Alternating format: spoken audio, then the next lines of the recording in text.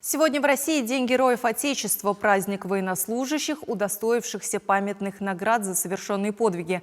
В истории нашей страны немало страниц, овеянных всенародной славой. Одна из них – Отечественная война 1812 года.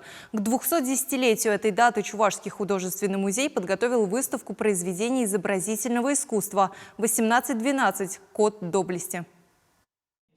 Военная эпопея 1812 года, поднявшая в стране мощную волну патриотизма, нашла широкое отражение в изобразительном искусстве.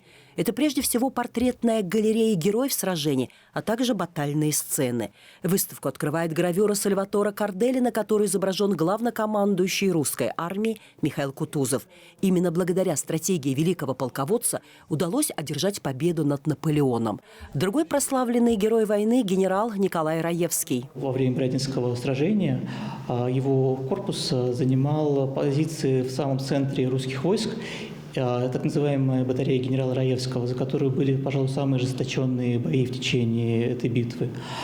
И тут еще надо отметить, что в самом начале Отечественной войны происходило сражение под Волковыском, где русские войска немножечко застопорили в своем наступлении, и генерал повел их вперед в атаку вместе с своими малолетними сыновьями, которые были при нем во время сражений.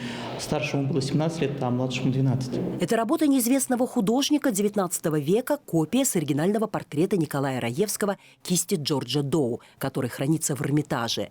Нельзя пройти мимо и портрета Надежды Дуровой, знаменитой кавалерист-девицы, которая послужила прототипом для героини повести «Гусарская баллада». Несмотря на то, что она поступила рядовым в гусарский полк и получила знак отличия военного ордена в гусарском полку, но получив офицерский статус, она, к сожалению, не смогла себе обеспечить дорогую форму гусарскую, которую офицеры покупали за свой счет тогда, и прошла годы Отечественной войны 12 года в составе Уланского полка. Украшением коллекции, несомненно, являются медальоны графа Федора Толстого, посвященные войне 1812 года. Эстетически выдержаны, с аллегорическим изображением битв. В свое время медальоны были очень популярны. К памятным датам их воспроизводили в самых различных материалах – гипсе, бронзе, меди, фарфоре, стекле, большими тиражами.